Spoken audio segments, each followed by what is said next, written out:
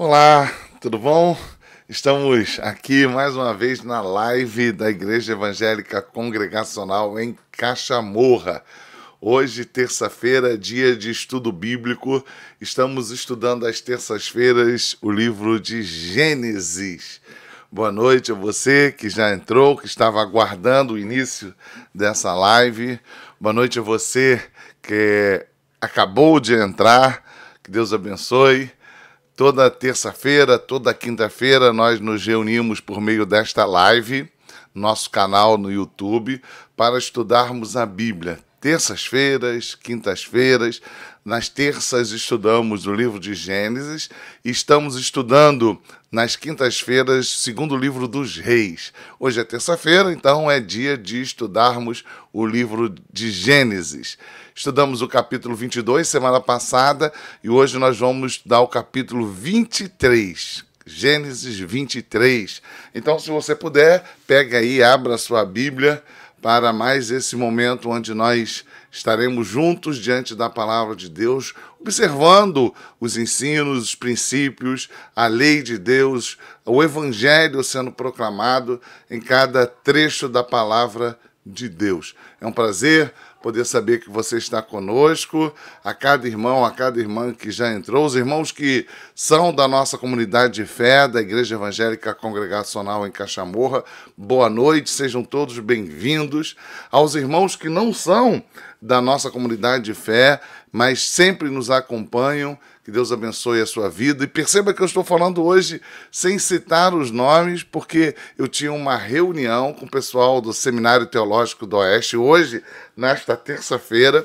Por isso, este momento é gravado. Eu gravei um pouco antes este vídeo, nesta mesma terça-feira, mas não é ao vivo, não está sendo ao vivo como em momentos anteriores, tá bom? Então esse vídeo é gravado, mas aos nossos irmãos da nossa comunidade de fé, aos irmãos dos vários lugares deste Brasil, estados e cidades que sempre nos acompanham online e às vezes assistindo ao vídeo posteriormente, que Deus abençoe a sua vida. O pessoal lá de São Lourenço, Minas Gerais, que está sempre conosco, um forte abraço ao nosso irmão Jacó Anselmo de Brasília, ao pessoal de Campinas, ao pessoal de Tocantins, cada um de vocês, muito obrigado pela presença de vocês.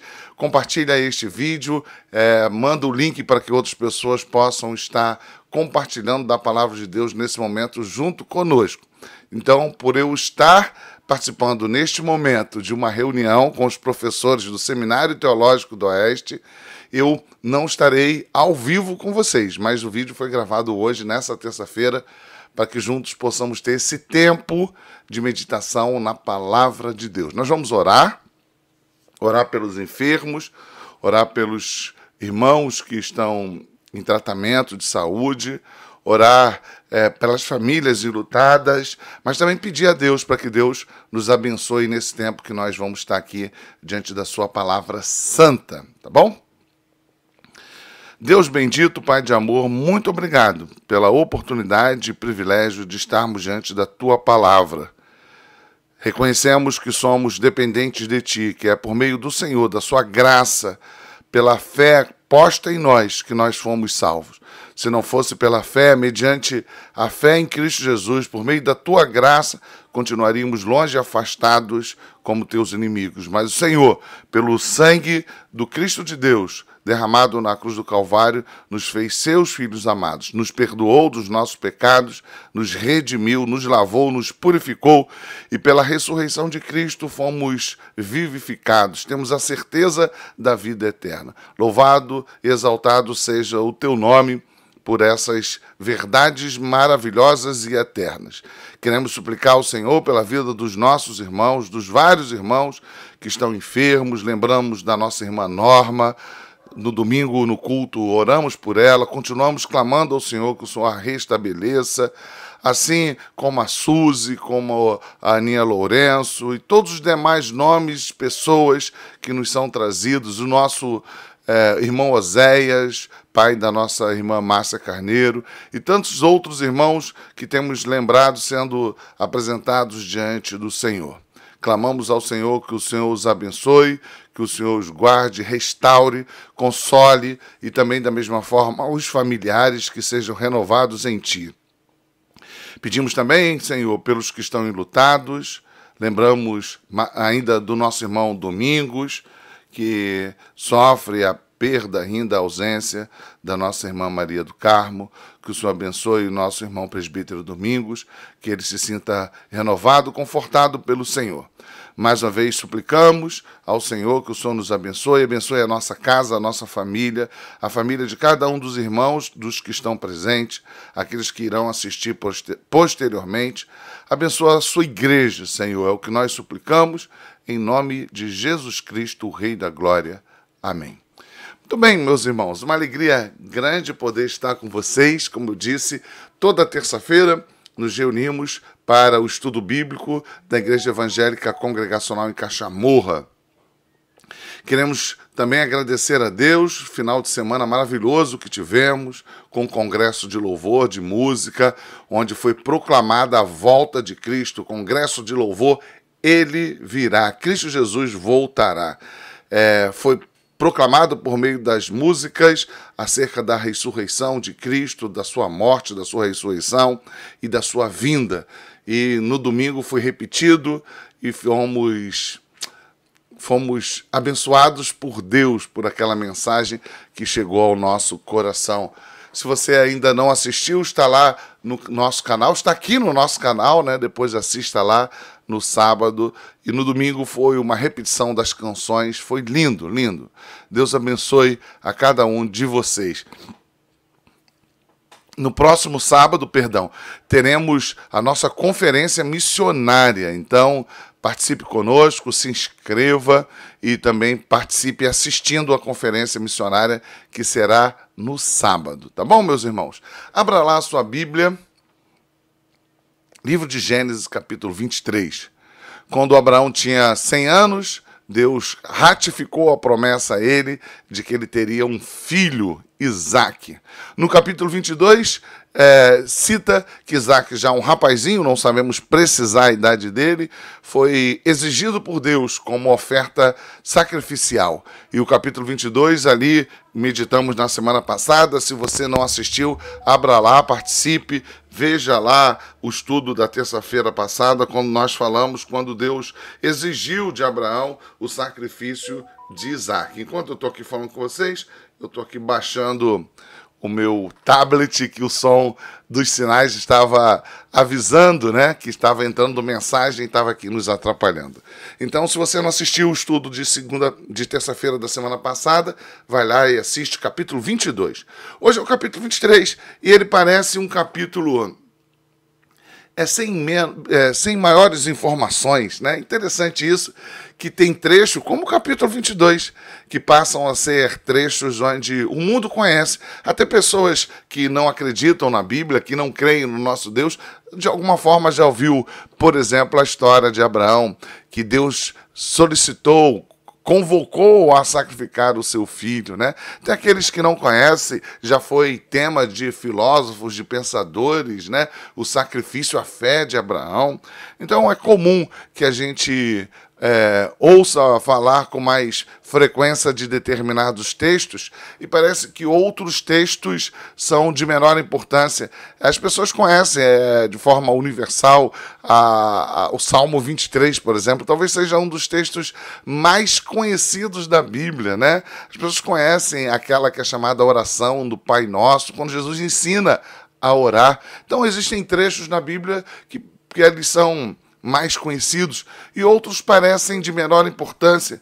E às vezes nós temos até a ideia, se tirar esse texto aqui não faz a menor importância, esse texto não tem significado. E por isso nós achamos importante que nós estudemos e as pregações sejam expositivas e sequenciais. O que isso quer dizer? Versículo após versículo, capítulo após capítulo, e seguindo uma construção textual, porque entendemos que toda a Bíblia é importante e não há parte da Bíblia que seja mais importante ou de menor importância, porque a Bíblia é a palavra de Deus, e a palavra de Deus tem importância porque é a palavra deste Deus eterno e poderoso.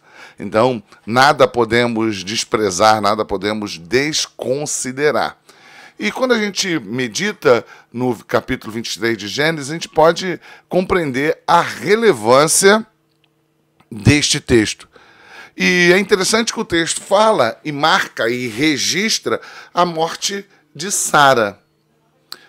Deus prometeu que daria a eles, a Abraão e Sara, um filho, o deu, e agora o texto marca, depois do evento anterior descrito no capítulo 22, que Sara morreu.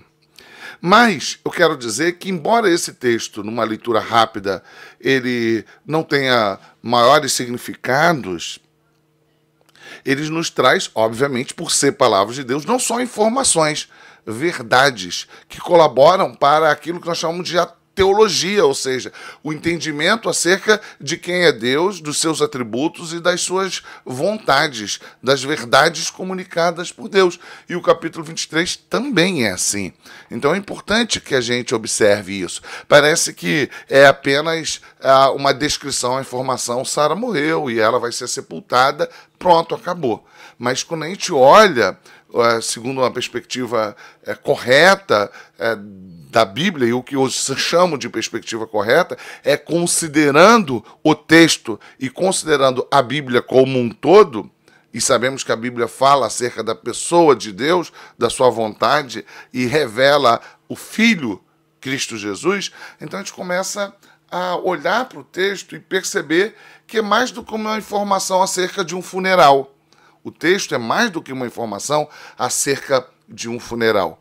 O texto, ele nos traz informações preciosas para aquilo que devemos aguardar e até mesmo como nós devemos conviver em momentos como a chegada da morte, tá bom? Então vamos para o texto e a gente vai comentando. Tendo Sara vivido 127 anos, morreu em Kiriat Arba, que é Hebron, na terra de Canaã. Ela morreu em Canaã. E a Canaã é essa região na Palestina que foi dada por Deus ao povo hebreu, dada a Abraão. É a terra da promessa, é a terra prometida. A terra prometida é onde os judeus iriam habitar, que ganhou a sua maior ocupação e delimitação no período do reino do rei Salomão. Foi onde os limites foram mais ampliados, né? Onde houve maior domínio territorial. Mas é importante que nós saibamos que a ideia da terra prometida ultrapassa uma ocupação geopolítica. Ela é, na verdade, uma promessa para a eternidade. Quando Cristo Jesus, o Rei da Glória, o Senhor, o Cordeiro de Deus, habitará entre os homens e será o nosso Rei, o Rei eterno, aquele que nos governará, onde povos de línguas e nações estarão reunidas diante de Deus, diante do Filho, que recebeu do Pai toda a autoridade. Então, esta é, em última análise, a terra prometida. Aquela terra é descrita em Apocalipse 21, quando Deus tabernaculará conosco por meio do Filho, Cristo Jesus.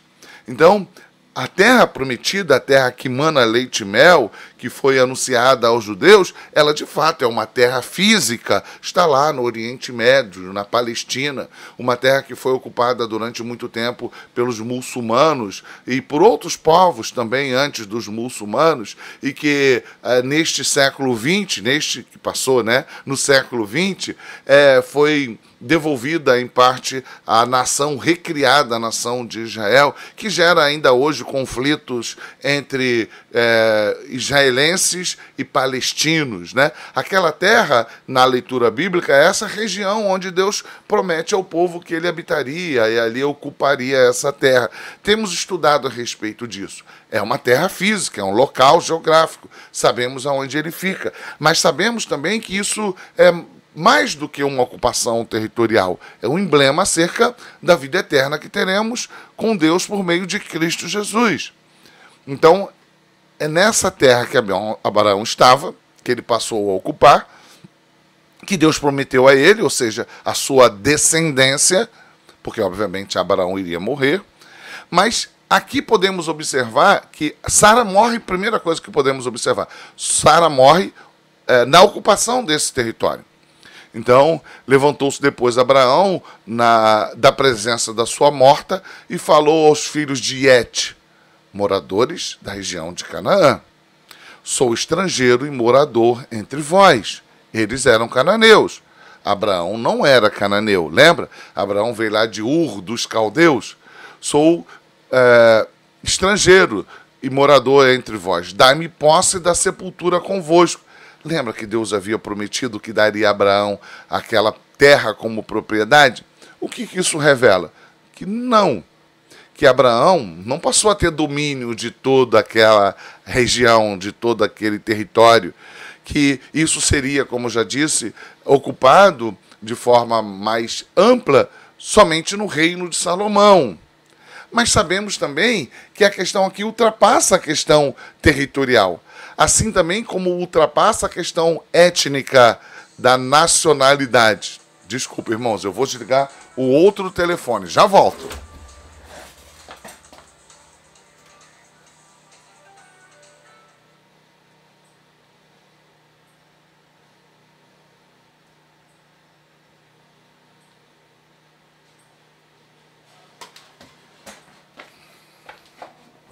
Os telefones, os tablets ficam ligados, me perdoem, tá? Eu não vou editar isso não, eu vou colocar assim mesmo, porque faz parte da nossa realidade, né? Da nossa vivência. Os aparelhos muitas vezes nos incomodam. Eu deveria ter desligado antes, peço perdão a vocês.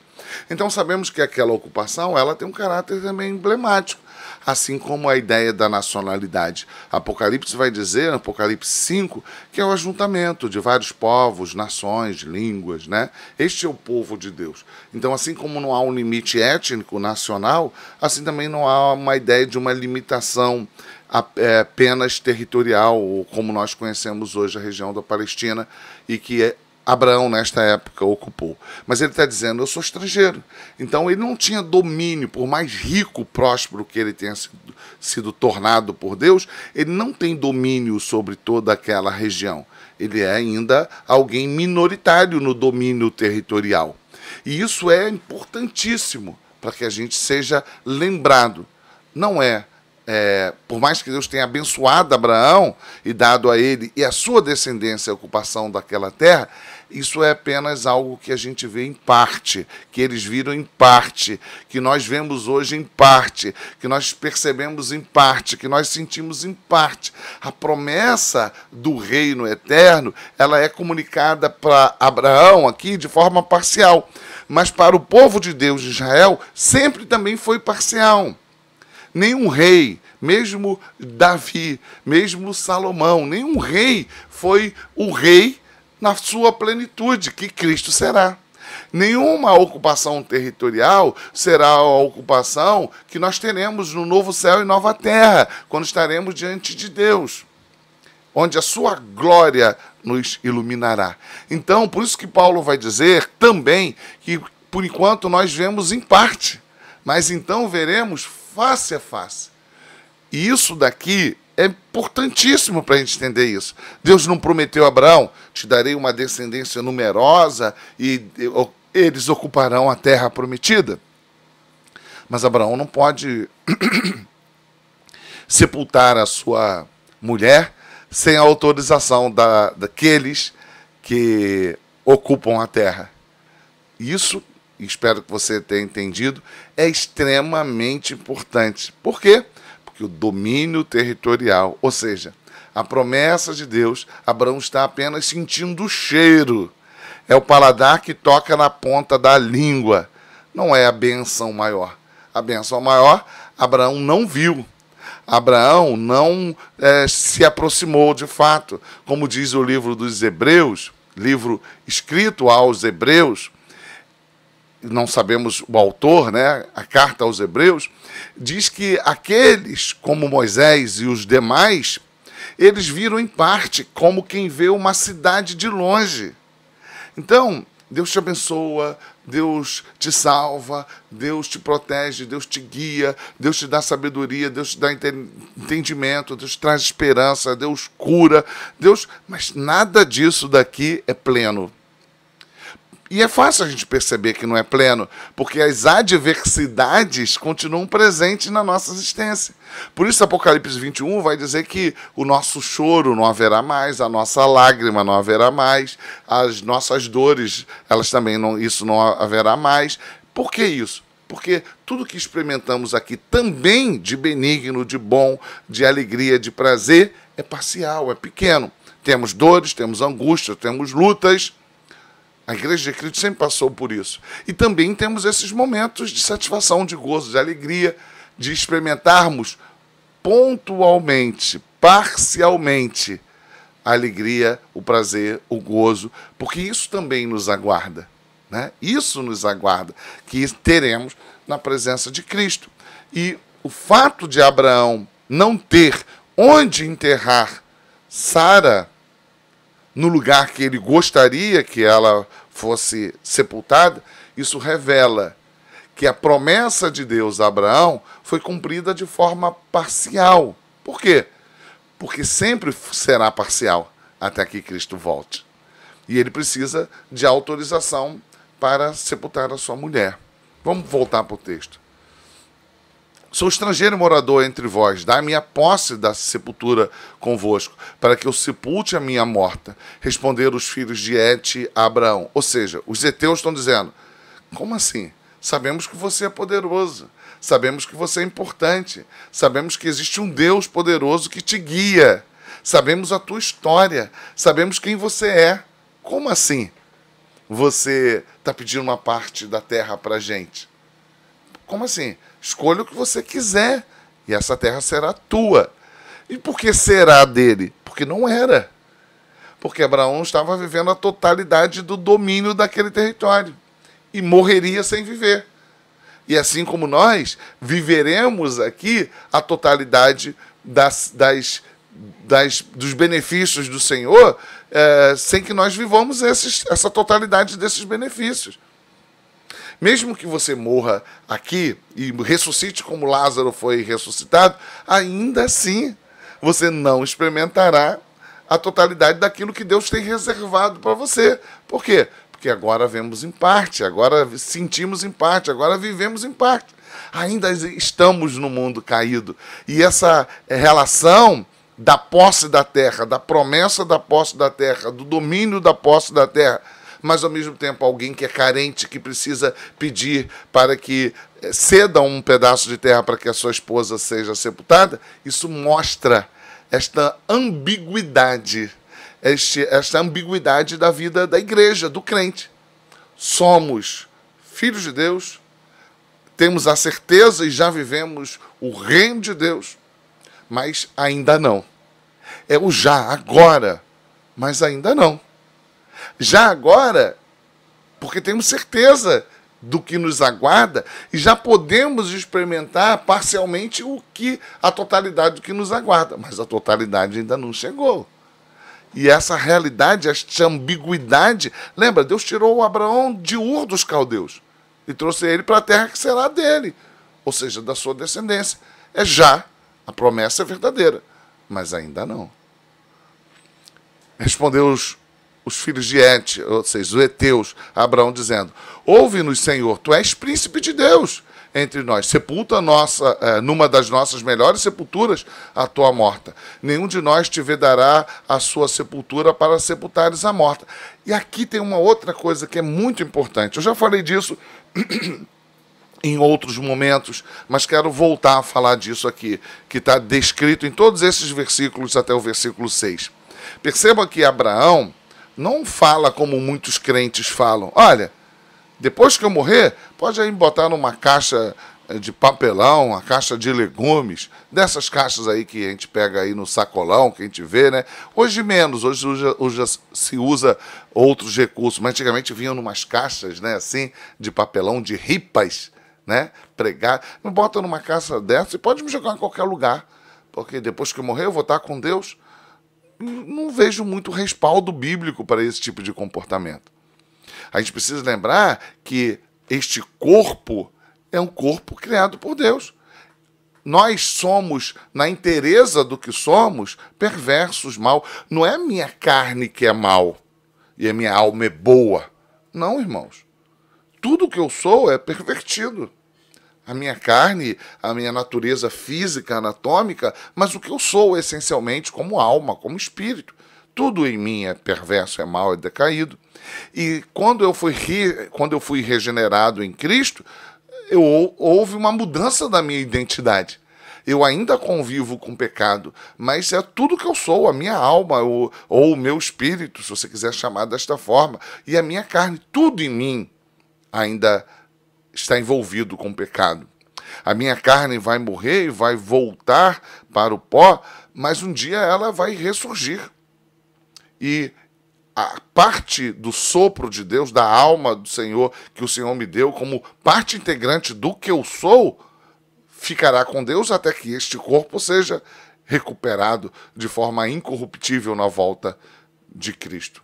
Mas eu não posso tratar isto que sou eu também, o meu corpo, aliás, eu não vou tratar, né, porque eu estarei morto. Vocês que vão me sepultar, né, aqueles que estarão vivos e irão me sepultar, não podem tratar o meu corpo como algo menor. É parte integrante do que eu sou. Você entende o que eu quero dizer? E o que eu estou dizendo é que, com medo de haver veneração dos mortos, os crentes protestantes, muitas vezes, desconsideram a relevância do sepultamento, do corpo, de honrar quem somos também no ato da sepultura. Então isso é importante, viu, irmãos? Não trate dessa forma, depois que eu morrer pode me jogar em qualquer lugar. Não, aquilo era parte integrante do que eu era, regenerado por Cristo. Então precisa ser tratado com honra. Esse corpo vai ser dado aos vermes, vai voltar ao pó? Vai. Mas é esse corpo que ressurgirá pelo poder de Deus, de forma incorruptível. Então, a gente tem uma visão extremada, equivocada acerca do trato do corpo. E a gente percebe isso na Bíblia. Não pode ser tratado desse jeito, não. Davi, quando Saul morreu, já estudamos isso. Estava lá pendurado no muro, né, nas cercas. Davi mandou uma tropa de noite, de madrugada, e recuperar o corpo de Saul, sinal de honraria. Então a gente precisa cuidar disso, né? Ter atenção com isso. Olha o próprio Jesus Cristo, como foi crucificado, morto, mas como Deus faz com que a história conduza para que ele tenha um momento de honraria no momento da sua sepultura. Claro, eu não tenho a honra de Cristo, mas isso me serve como emblema. Eu não posso fazer um sepultamento para sepultar no melhor cemitério, com as pompas, com enfeite. Não estou falando disso. Mas faz o que você pode, o melhor. Honre a Deus honrando os seus mortos, sepultando com honraria. É assim que Deus recebe o nosso culto também. Então se levantou Abraão e se inclinou diante do povo da terra, diante dos filhos de Et, diante dos heteus. Eles queriam ceder um pedaço de terra para ele. Fica à vontade. Mas Abraão não faz isso. Ele lhes falou, dizendo: se é do vosso agrado que eu sepulte a minha morta, ouve-me e intercedei por mim junto a Efron, filho de Zoar, para que ele me dê a caverna de Macpela, que tem no extremo do seu campo, que me dê pelo devido preço em posse de sepultura entre vós. Eu quero aquela região, eu quero aquela caverna, eu quero aquele lugar, e eu quero pagar por isso. Isso é muito importante. Abraão está honrando a história de Sara. Abraão está adorando a Deus. Não, eu não quero assim. E isso nos faz lembrar, como já dissemos antes, né, que Abraão não era proprietário de toda aquela região. A promessa ainda não tinha se cumprido. E nunca se cumprirá de forma plena, até que Cristo venha. O sábado do Senhor, ele nunca se cumprirá de forma plena, até que Cristo venha. A terra que mana leite e mel nunca se cumprirá de forma plena, até que Cristo venha. vivemos aqui em parte, mas ele virá e viveremos de forma inteira. Enquanto isso, devemos agir como Abraão está mostrando neste episódio, considerando os preceitos de Deus. Inclui os preceitos de Deus, aquilo que Deus nos orienta a fazer, sepultar com dignidade e com honraria os nossos mortos. Ora, Efron, heteu, sentado no meio dos filhos de Et, respondeu Abraão, ouvindo os filhos de Et, a saber, todos que entravam pela porta da sua cidade. De modo nenhum, meu senhor, ouve-me, dou-te o campo e também a caverna que nele está, na presença dos filhos do meu povo te dou, sepulta a tua morta. Então se inclinou Abraão diante do povo da terra e falou a Efron, a terceira vez, na presença do povo da terra, dizendo, mas se concordas, ouve-me, peço-te, darei o preço do campo, toma-o de mim e sepultarei ali a minha morta. Respondeu-lhe Efron, meu senhor, ouve-me, um terreno que vale 400 ciclos de prata, que isso entre mim e ti? Sepulta ali a tua morta. Tendo Abraão ouvido isso, a Efron pesou-lhe a prata de que lhe falara diante dos filhos de Et, 400 ciclos de prata, moeda corrente entre os mercadores. Assim o campo de Efron, que estava em Macpela, fronteiro a Manre, o campo, a caverna e todo o arvoredo que nele havia, e todo o limite ao redor, se confirmaram por posse de Abraão. Ele comprou. Houve um diálogo, como você pode perceber, ouvir, entender, um diálogo que em todo momento eles respeitaram, reconheceram quem era Abraão, reconheceram que aquele era o Abraão que Deus conduzira àquela região. Eles, por certo, estão respeitando a autoridade de Abraão. Por certo, eles sabem que Deus havia prometido a Abraão não só uma descendência farta, próspera, multiplicada por meio de Isaac, mas que também daria aquela terra a ele. Eles já viram Abraão sendo conduzido por Deus em batalhas e vencendo reis poderosos. Eles sabem que é Abraão, por certo, eles sabem da promessa de Deus, mas ainda não chegou a plenitude. E a plenitude não seria experimentada por Abraão e nem por Moisés, quando o povo voltaria a ocupar aquela terra, né? Em momento nenhum isso se deu no decorrer da narrativa de Israel. Momento nenhum. Por quê? Porque essa promessa, ela é apenas um emblema. Eu sei que você confia na promessa do Senhor. Eu sei que você confia nas promessas do Senhor.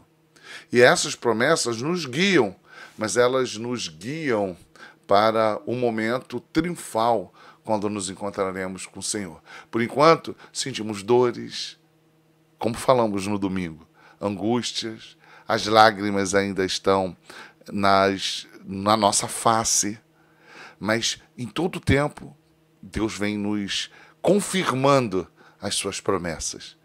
Eu prometo, eu prometo. Haverá o tempo onde nada disso mais acontecerá, mas você já pode viver essas promessas, já pode viver essa certeza. Você já pode estar certo das bênçãos derramadas de Deus sobre a sua vida por meio do sacrifício de Cristo Jesus. Você já pode ter certeza da vida eterna. Você pode ter a convicção de que a morte será retirada da sua vida, mas ainda não. Você já pode ter certeza de que você viverá para sempre, mas você ainda pode morrer. Você tem a certeza de que viverá na glória sem o lamento diante de Deus, mas ainda lamentamos. A promessa é verdadeira dada a Abraão, mas ele precisa comprar a terra. Ele precisa sepultar a sua morta. Então nós vivemos essa ambiguidade. Essa é a vida do crente. Uma convicção, uma certeza, uma alegria que nada, como diz em Romanos 8, vai nos separar do amor que está em nós em Cristo Jesus, que nos foi dado ou outorgado em Cristo Jesus. Nada pode romper essa aliança, mas ainda assim sepultamos nossos mortos, ainda assim sofremos doenças, ainda assim sofremos angústias, ainda assim somos perseguidos, ainda assim lutamos com os nossos pecados. Lembre-se, Abraão está na terra prometida, está, mas a terra ainda não é dele. precisa comprá-la. Cristo comprou na cruz do Calvário. Ele nos garante essas convicções, estas certezas de vitória, ele nos garantiu todas. Mas ainda não podemos vivê-las de forma íntegra, na inteireza daquilo que nos aguarda. Então esse texto não está aqui por um acaso. Está para que este Abraão, que viveu no capítulo 22, descrito, e disse, Deus proverá, e vai na confiança, e Deus poupou a vida de Isaac, chega no capítulo 23, ele está sepultando a sua mulher. Então perceba como a nossa vida é cheia de ambiguidades. Mas ambiguidades de verdades. Não são ambiguidades onde uma coisa anula a outra. É verdade, sofremos. É verdade, a morte está presente, adoecemos, temos angústia. Tudo isso é verdade. Mas é verdade também de que tudo isso é passageiro. E de que há um lugar, um paraíso, que é a presença de Cristo, que nos aguarda. Então perceba como o capítulo 23 ele é importante para a consolidação da nossa perspectiva teológica. Já é o reino, já é a promessa de Deus em Cristo, já é a certeza, já é a convicção, mas ainda não. Ainda não. O cristão vive com um pé neste mundo caído, com as lutas, com as dores, e com outro pé na promessa bendita de Deus, no paraíso. E é assim que a gente vai viver, até o tempo que Deus permitir. Versículo 19. Depois sepultou Abraão a Sara, sua mulher, na caverna do campo de Macpela, fronteiro a Manre, que é Hebrom, na terra de Canaã. E assim, pelos filhos de Et, se confirmou a Abraão o direito do campo e da caverna, que nele estava em posse da sepultura. Um capítulo importante, como toda a Bíblia é, para que a gente seja lembrado, por exemplo, que precisamos honrar os nossos entes queridos que morrem, e que isso glorifica a Deus. Mas que sejamos lembrados também, e acima de tudo, que mesmo que passemos aqui por angústias, por dores, há uma promessa que é verdadeira, de que um dia estaremos com o Senhor. Livres, meu irmão, minha irmã, acredite nisso. Livres destas angústias, aqui representadas pelo sepultamento de Sara. Um dia estaremos livres de todas essas angústias e dores. Já é o reino, mas ainda não. Acalme seu coração. Viva a sua trajetória de dores, angústias, lutas, mas de convicção e certeza, de gozo, certo que chegará um dia onde esta parte de luta será retirada e você viverá eternamente na presença de Deus por meio de Cristo Jesus. Louvado e exaltado seja o nome do nosso Senhor e Salvador, Jesus Cristo. Fica com Deus, meu irmão, minha irmã. Como eu disse no início, se você não estava no início, você não ouviu o que eu vou repetir aqui agora. Este é um vídeo gravado. Hoje eu tenho uma reunião às 19 horas com os professores do Seminário Teológico do Oeste e por isso eu deixei esse vídeo gravado. A você, meu irmão, minha irmã, que esteve conosco aqui na live da Igreja Evangélica Congregacional em Caxamorra, você da nossa comunidade de fé, um forte abraço, obrigado pela tua companhia. A você, meu irmão, minha irmã, que não sendo da nossa comunidade de fé, e temos irmãos de vários lugares, cidades, estados que estão conosco, que o Senhor Jesus abençoe a sua vida. Vamos orar. Muito obrigado pela sua companhia. Deus bendito, Pai de amor, louvado e exaltado seja o teu santo nome. Obrigado pelos teus ensinamentos para uma vida prática, como devemos tratar os nossos mortos, os nossos queridos que falecem. devemos tratar com honraria. Se devemos tratá-los desta forma quando eles morrem, devemos tratá-los assim na vida, honrando os nossos entes queridos, amando-os em Cristo Jesus. Quando morrerem, que tratemos de modo que o Senhor seja glorificado. Que desejemos para o nosso próprio funeral algo que dignifique o teu santo nome. Que não saia da nossa boca palavras que desprezam o corpo que também foi salvo por Cristo Jesus. E acima de tudo, Senhor, obrigado por nos lembrar que aqui passaremos por aflições, mas o Senhor nos ensinou que devemos ter bom ânimo, porque o Senhor venceu o mundo. E há algo maior, superior, que já podemos experimentar de forma parcial, Senhor. Muito obrigado por isso. É a certeza que um dia estaremos contigo, sem a presença da corrupção que ainda vivemos, que ainda está em nosso meio. Obrigado por essa palavra de esperança, que fortalece a nossa fé e nos impulsiona para vivermos aqui, até que o Senhor mesmo determine o tempo exato, preciso, quando estaremos com o Senhor. Que possamos viver o já e o ainda não, com a certeza da tua fidelidade, do teu amor, da tua compaixão, em nos sustentar até o dia que estaremos face a face contigo, ó Deus bendito. Receba nosso culto, a nossa adoração, em nome de Jesus Cristo. Amém. Deus abençoe a sua vida, Deus abençoe a sua vida, meu irmão, minha irmã. Norma, se você estiver ouvindo aí o vídeo, Deus abençoe muito a sua vida e aos demais irmãos, fiquem na paz de Cristo. Amo vocês, amo você, fica com Deus.